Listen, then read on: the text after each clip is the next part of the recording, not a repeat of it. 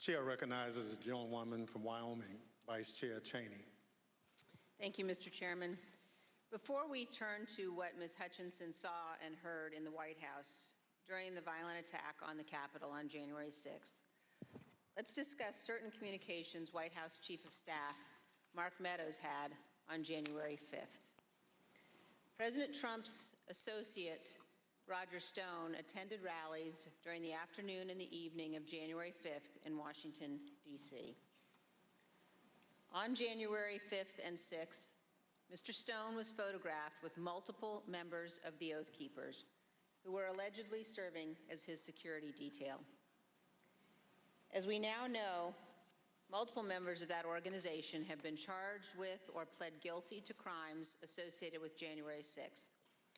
Mr. Stone has invoked his Fifth Amendment privilege against self-incrimination before this committee. General Michael Flynn has also taken the fifth before this committee. Mr. Stone previously had been convicted of other federal crimes unrelated to January 6th. General Flynn had pleaded guilty to a felony charge also predating and unrelated to January 6th. President Trump pardoned General Flynn just weeks after the presidential election. And in July of 2020, he commuted the sentence Roger Stone was to serve. The night before January 6th, President Trump instructed his Chief of Staff, Mark Meadows, to contact both Roger Stone and Michael Flynn regarding what would play out the next day. Ms. Hutchinson, is it your understanding that President Trump asked Mark Meadows to speak with Roger Stone and General Flynn on January 5th? That's correct. That is my understanding. And Ms. Hutchinson, is it your understanding that Mr. Meadows called Mr. Stone on the 5th? I'm under the impression that Mr. Meadows did complete both a call to Mr. Stone and General Flynn the evening of the 5th. And do you know what they talked about that evening, Ms. Hutchinson? I'm not sure. Is it your understanding that Mr. Giuliani, Mr. Eastman, and others had set up what has been called, quote, a war room at the Willard Hotel on the night of the 5th? I was aware of that the night of the 5th. And do you know if Mr. Meadows ever intended to go to the Willard Hotel on the night of the 5th? Mr. Meadows had a conversation with me where he wanted me to work with Secret Service on a movement from the White House to the Willard Hotel so he could attend the meeting or meetings with Mr. Giuliani and his associates in the war room. And what was your view as to whether or not Mr. Meadows should go to the Willard that night? I had made it clear to Mr. Meadows that I didn't believe it was a smart idea for him to go to the Willard Hotel that night. I wasn't sure everything that was going on at the Willard Hotel, although I knew enough about what Mr. Giuliani and his associates were pushing during this period. I didn't think that it was something appropriate for the White House Chief of Staff to attend or to consider involvement in. I made that clear to Mr. Meadows. Throughout the afternoon, he mentioned a few more times going up to the Willard Hotel that evening and then eventually dropped the subject the night of the 5th and said that he would dial in instead. So General Flynn has appeared before this committee, and when he appeared before our committee, he took the 5th. Let's briefly view a clip of General Mike Flynn taking the Fifth Amendment. General Flynn, do you believe the violence on January 6th was justified? Do we have? Yes.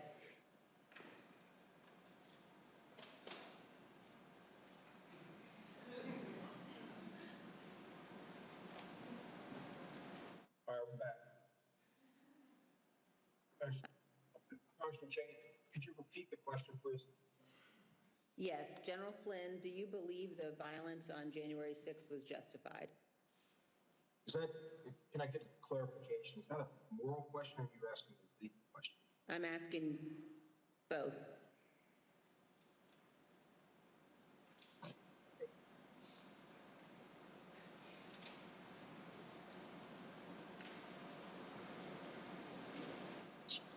I said the fifth.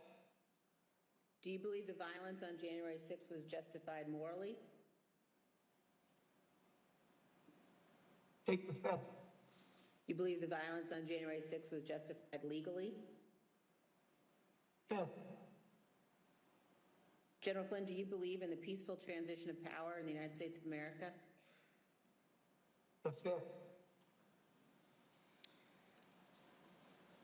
Let's move on now to January 6th and the conduct of Donald Trump and Mark Meadows during the attack on the Capitol. Ms. Hutchinson, I'd like now for us to listen to a description, your description of what transpired in the West Wing during the attack. For context, in this clip, you describe the time frame starting at about 2 p.m. So I remember Mark being alone in his office for quite some time, and I know we've spoken about Ben Williamson going in at one point, and I don't personally remember Ben going in. I don't doubt that he had gone in, but I remember him being alone in his office for most of the afternoon, around 2 o'clock to 2:05. Around 2 o'clock to 2:05, we were watching the TV, and I could see that the rioters were getting closer and closer to the Capitol. Mark still hadn't popped out of his office or said anything about it. So that's when I went into his office. I saw that he was sitting on his couch, on his cell phone. Same as the morning where he was just kind of scrolling and typing. I said, "Hey, are you watching the TV, Chief?" Because his TV was small, and you can see it, but I didn't know if he was really paying attention. I said, "You watching the TV, Chief?" He was like, "Yeah." So the rioters are getting really close. Have you talked to the president? He said, "No, he wants to be alone right now." Still looking at his phone. So I started to get frustrated because, I sort of felt like I was watching this is not a great comparison, but a bad car accident that was about to happen where you can't stop it, but you want to be able to do something. And I remember thinking in that moment, Mark needs to snap out of this, and I don't know how to snap him out of this, but he needs to care. And I just remember I blurted out, I said, "Mark, do you know where Jim's at right now?" And he looked up at me at that point and said, "Jim?" And I said, "Mark, he was on the floor a little while ago giving a floor speech. Did you listen?" He said, "Yeah, it was real good. Did you like it?" And I said, "Yeah. Do you know where he's at right now?"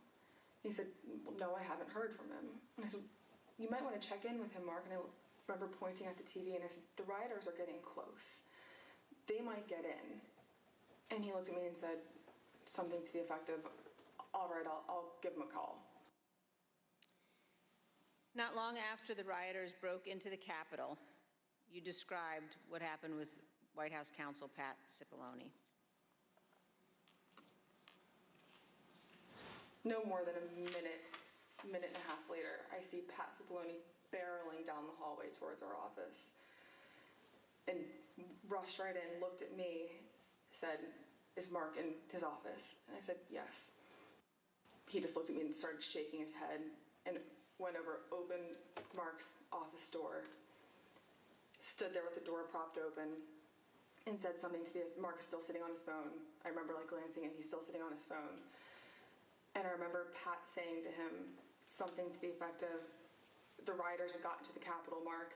We need to go down and see the president now." And Mark looked up at him and said, "He doesn't want to do anything, Pat." And Pat said something to the effect of, and very clearly had said this to Mark, something to the effect of, "Mark, something needs to be done or people are going to die and the blood's going to be on your effing hands.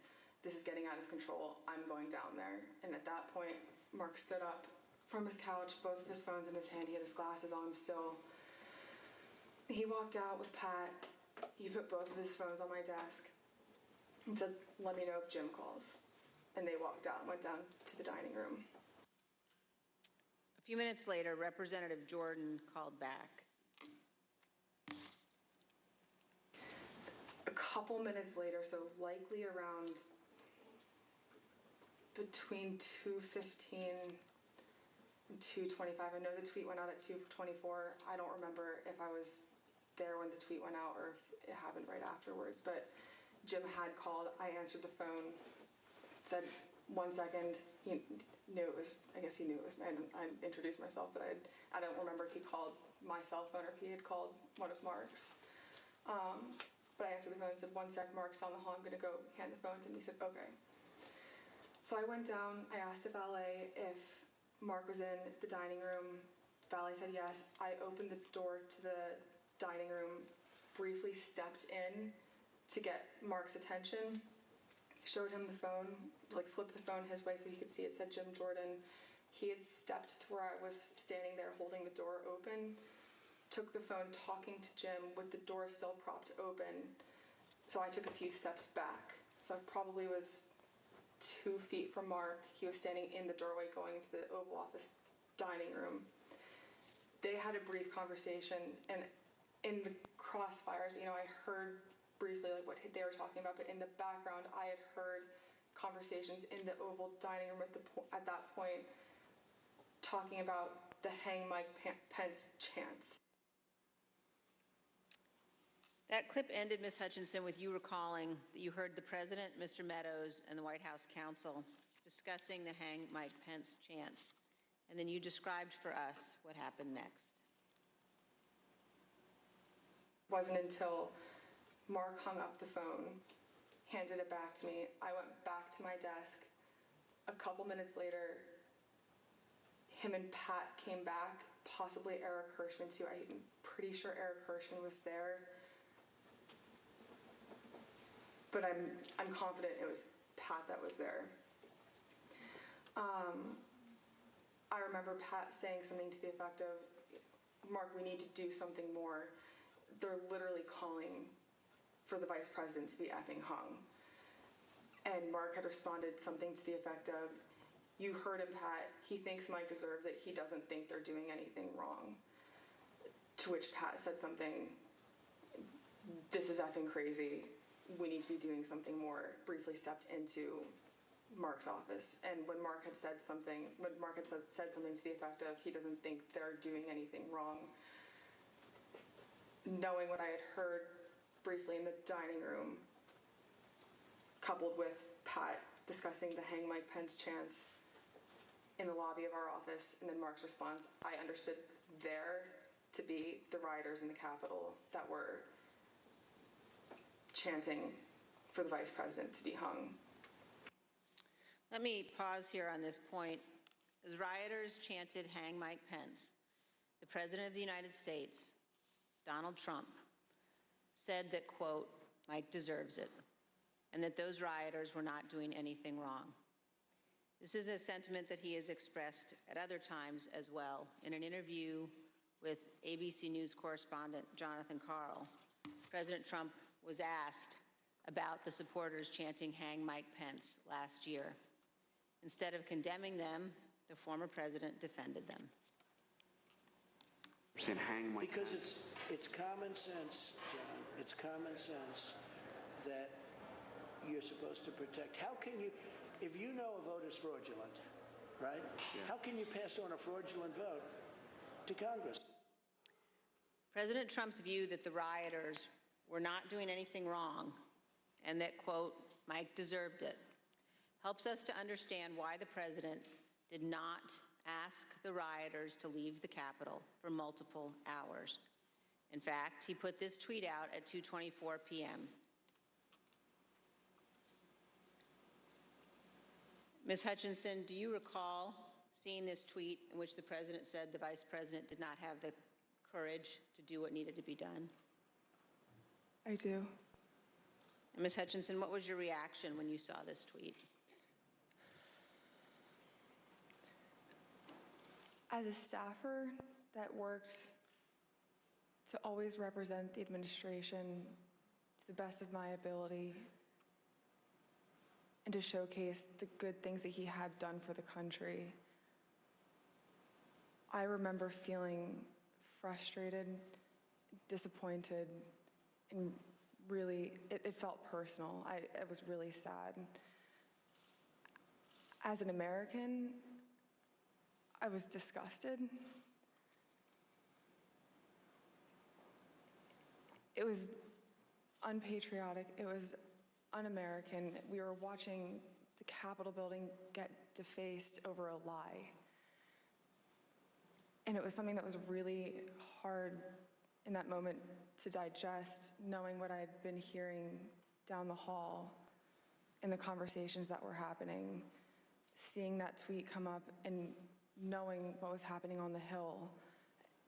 And it's something that I still struggle to work through the emotions of that.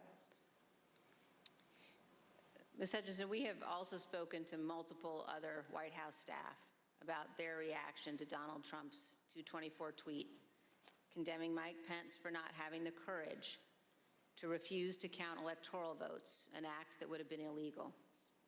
Matthew Pottinger, a former Marine intelligence officer who served in the White House for 4 years, including as Deputy National Security Advisor, was in the vicinity of the Oval Office at various points throughout the day. When he saw that tweet, he immediately decided to resign his position.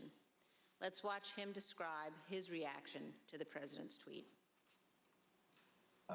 One of my staff brought me a printout of a tweet by the president. And the tweet said something to the effect that Mike Pence, the vice president, didn't have the courage to do what should have been done. I read that tweet and made a decision at that moment to resign. That's where I knew that I was leaving that day, once I read that tweet. Ultimately, members of the White House staff, Sarah Matthews, cabinet members Secretary Chao and Secretary DeVos resigned as well. Here is Secretary DeVos's resignation letter. As you can see, in resigning on January 6th, Secretary DeVos said to the president, quote, "There's no mistaking the impact your rhetoric had on the situation, and it is the inflection point for me." Let's also look at Secretary Chao's resignation statement. When Secretary Chao resigned, she spoke of the January 6th attack, and she said, quote, "As I am sure is the case with many of you, this has deeply troubled me in a way I simply cannot set aside." Ms. Hutchinson, in our prior interviews, we've asked you about what the president's advisors were urging him to do during the attack. You've described roughly 3 different camps of thought inside the White House that day. Can you tell us about those? There was a group of individuals that were strongly urging him to take immediate and swift action. I would classify the White House counsel's office, Mr. Hirschman, Ms. Ivanka Trump, in that category of really working to get him to take action and pleading with him to take action. There was a more neutral group where advisors were trying to toe the line, knowing that Mr. Trump didn't necessarily want to take immediate action and condemn the riots, but knowing something needed to be done. And then there was the last group, which was deflect and blame. Let's blame Antifa. These aren't our people. It's my understanding that Mr. Meadows was in the deflect and blame category, but he did end up taking a more neutral route, knowing that there were several advisors in the president's circle urging him to take more action, which I think was reflected in the rhetoric released later that day in the videos. You told us that the White House counsel's office was in the camp encouraging the president to tell the rioters to stop the attack and to leave the Capitol. Let's listen. White House counsel's office wanted there to be a strong statement out to condemn the rioters. I'm confident in that. Now let's look at just one example of what some senior advisors to the president were urging. Ms. Hutchinson, could you look at the exhibit that we're showing on the screen now? Have you seen this note before? That's a note that I wrote at the direction of the Chief of Staff on January 6th, likely around 3 o'clock. And it's written on a Chief of Staff note card, but that's your handwriting, Ms. Hutchinson? That's my handwriting. And why did you write this note? The Chief of Staff was in a meeting with Eric Hirschman and potentially Mr. Philbin, and they had rushed out of the office fairly quickly. Mark had handed me the note card with one of his pens and started dictating a statement for the president to potentially put out. And, no, I'm sorry, go ahead. That's okay. There were two phrases on there, one illegal and then one without proper authority. The illegal phrase was the one that Mr. Meadows had dictated to me. Mr. Hirschman had chimed in and said, also put without legal authority. There should have been a slash between the two phrases. It was an or if the president had opted to put one of those statements out.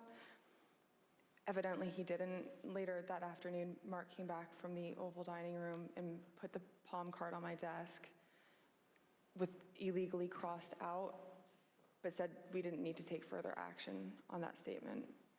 So, to your knowledge, this statement was never issued? It was, to my knowledge, it was never issued. And Ms. Hutchinson, did you understand that Ivanka Trump wanted her father to send people home? That's my understanding, yes. Let's play a clip of you addressing that issue. I remember her saying at various points, you know, she wanted her dad to send them home. She wanted her dad to tell them to go home peacefully, and she wanted to include language that he necessarily wasn't on board with at the time. You will hear more about this at our later hearings, but we have evidence of many others imploring Donald Trump and Mark Meadows to take action. Here is some of that evidence, text messages sent to Mark Meadows during the attack. This is a text message at 2:32 from Laura Ingram. Hey Mark, the president needs to tell people in the Capitol to go home. In the next message, this is hurting all of us. And then he's destroying his legacy and playing into every stereotype. We lose all credibility against the BLM Antifa crowd if things go south. The president's son, Don Jr., also urgently contacted Mark Meadows. At 2:53, he wrote, he's got to condemn this shit ASAP. The Capitol Police tweet is not enough. As you will see, these are just two of the numerous examples of Trump supporters and allies urging the president to tell his supporters to leave the Capitol. It would not have been hard for the president to simply walk down to the briefing room a few feet down the hall from the Oval Office. As Nora O'Donnell noted during an interview with House Republican leader Kevin McCarthy, where Leader McCarthy said he believed the attack was un-American. I want to quickly bring in Kevin McCarthy, the House Minority Leader. Leader McCarthy, do you condemn this violence? I completely condemn the violence in the Capitol. What we're currently watching unfold is un-American. I am disappointed. I'm sad.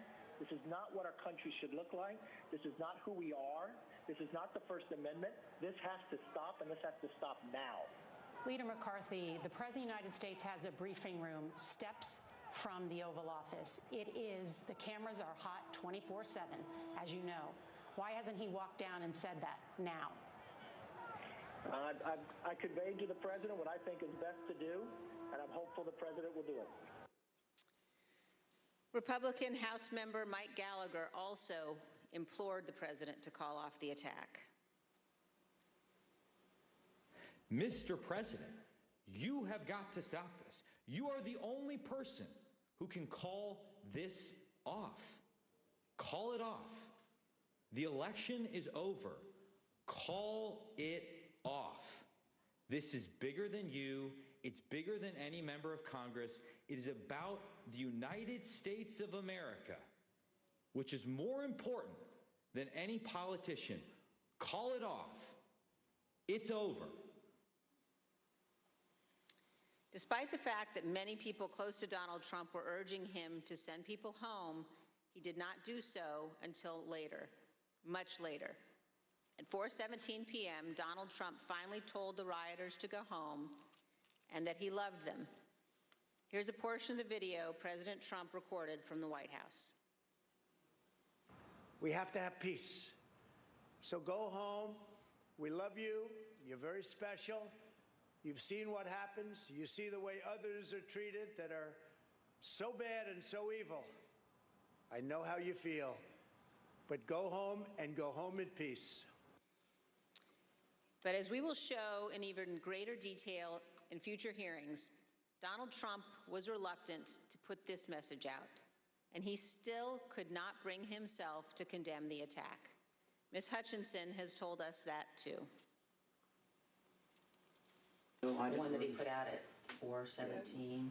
I'm sure you've discussed it, and just to elaborate if I hadn't already at that point, I recall him being reluctant to film the video on the 6th. I was not involved in any of the logistics or the planning for that video. I just remember seeing the video go out and feeling a little shocked after it went out.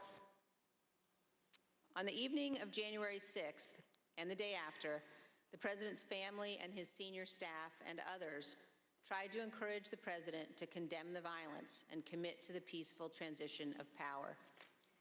At 3:31 p.m. on January 6th, Sean Hannity of Fox News texted Mark Meadows. Mr. Hannity said, quote, "Can he make a statement? I saw the tweet. Ask people to leave the Capitol." Later that evening, Mr. Hannity sent another text message to Mark Meadows. This time, he shared a link to a tweet. That tweet reported that President Trump's cabinet secretaries were considering invoking the 25th Amendment to remove President Trump from office. As you can see on the screen, the 25th Amendment to the Constitution creates a process for the transition of power if a president is unfit or unable to serve. 25th Amendment has never been used to remove a president. But the committee has learned that after the attack on the U.S. Capitol, this was being discussed by members of President Trump's cabinet as a way of stripping the full power of the presidency from Donald Trump. President Trump's supporters were worried. In addition to the tweet that he sent Mark Meadows after the attack, Sean Hannity apparently spoke with President Trump and warned him about what could happen. We understand that this text message that Sean Hannity sent to Kayleigh McEnany on January 7th shows what Mr. Hannity said to the president. First, no more stolen election talk. Second, impeachment and 25th Amendment are real. Many people will quit. Ms. Hutchinson, you told us that you were hearing about discussions related to the 25th Amendment. Here's part of what you said. Mr. Pompeo reached out to have the conversation with Mr. Meadows in case he hadn't heard the discussions amongst cabinet secretaries. And from what I understand, it was more of a,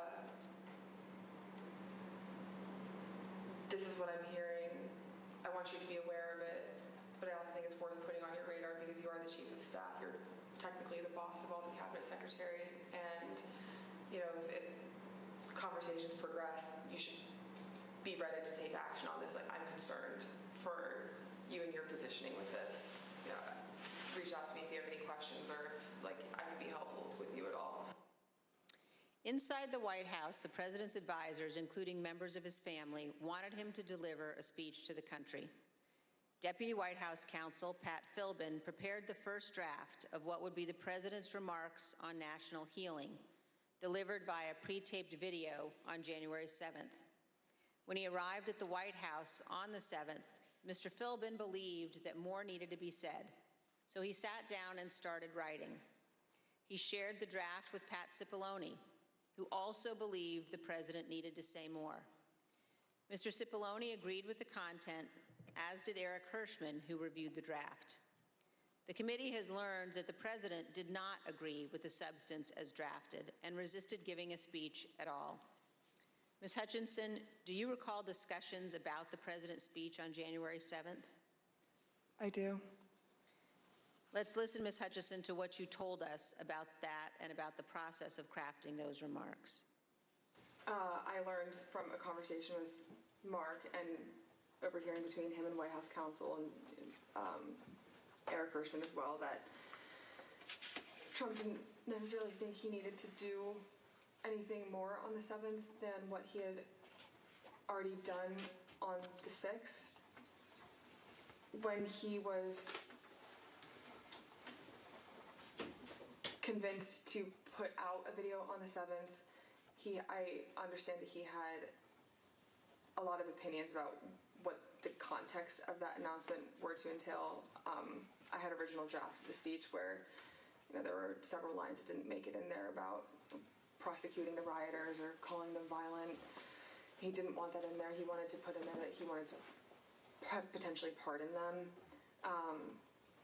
And this is just with the increased emphasis of his mindset at the time, which was he didn't think that they did anything wrong. The people who did something wrong that day, or the person who did something wrong that day, was Mike Pence by not standing with him. But the president's advisors urged him to give the speech.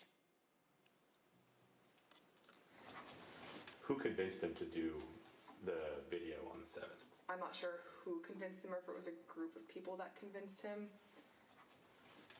Who was in the group that you're aware of? That I'm aware of. Mark, Ivanka, Jared Kushner, Eric Hirschman, Pat Cipollone, Pat Philbin. Those are people that I'm aware of. Do you know why that group of people thought it was necessary for him to release a statement? I believe Kayleigh McEnany as well.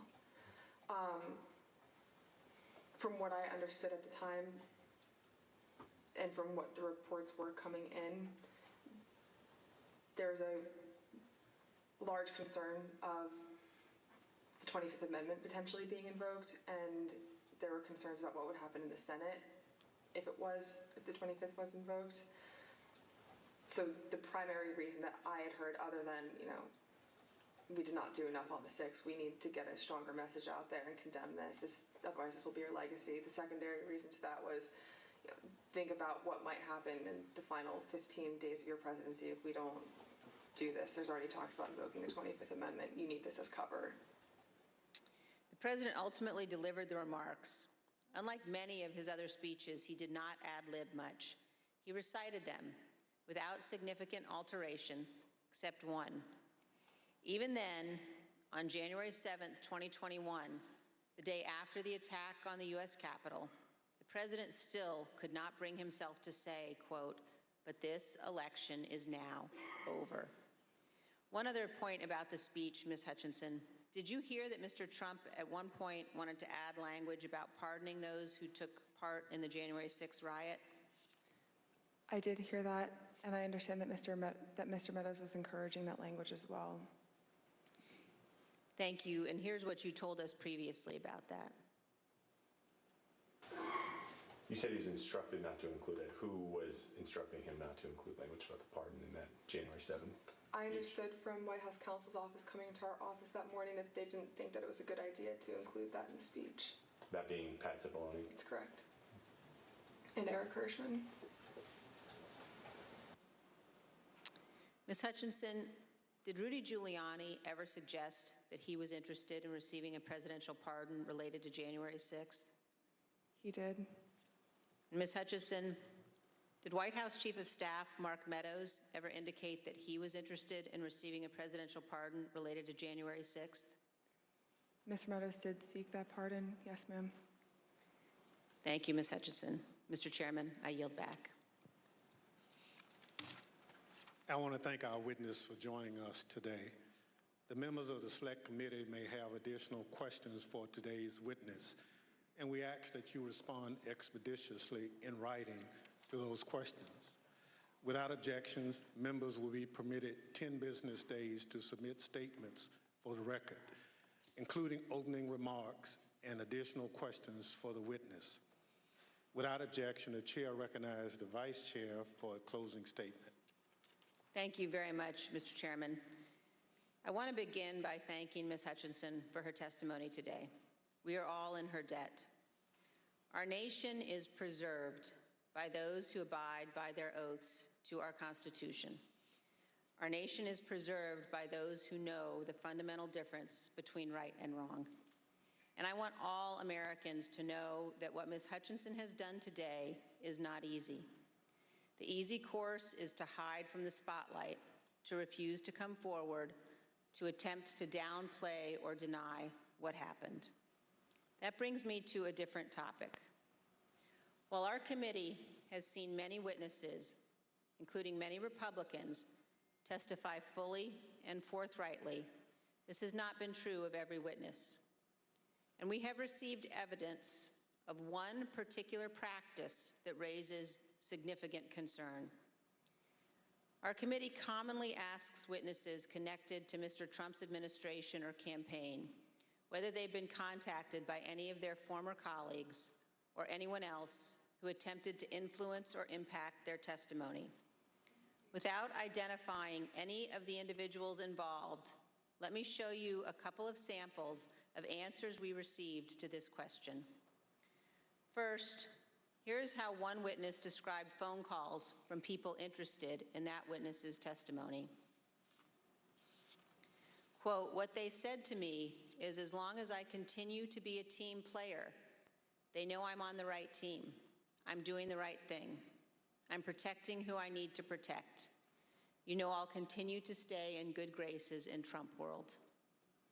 And they have reminded me a couple of times that Trump does read transcripts, and just keep that in mind as I proceed through my interviews with the committee." Here's another sample in a different context. This is a call received by one of our witnesses. Quote, "A person let me know you have your deposition tomorrow. He wants me to let you know he's thinking about you. He knows you're loyal and you're going to do the right thing when you go in for your deposition." I think most Americans know that attempting to influence witnesses to testify untruthfully presents very serious concerns. We will be discussing these issues as a committee, carefully considering our next steps. Mr. Chairman, thank you. I yield back. Gentlewoman yields back. Ms. Hutchinson, thank you. Thank you for doing your patriotic duty and helping the American people get a complete understanding of January 6th and its causes. Thank you for your courage in testifying here today. You have the gratitude of this committee and your country. I know it wasn't easy to sit here today and answer these questions, but after hearing your testimony in all its candor and detail, I want to speak directly to the handful of witnesses who have been outliers in our investigation, the small number who have defied us outright, those whose memories have failed them again and again on the most important details, and to those who fear Donald Trump and his enablers. Because of this courageous woman and others like her, your attempt to hide the truth from the American people will fail.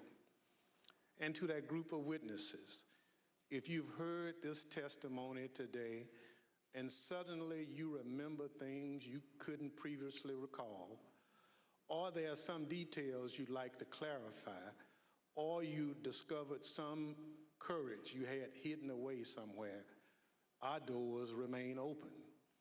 The Select Committee will reconvene in the weeks ahead as we continue to lay out our findings to the American people. The chair requests those in the hearing room to remain seated until the Capitol Police have escorted the witness and members from the room. Without objection, the committee stands adjourned.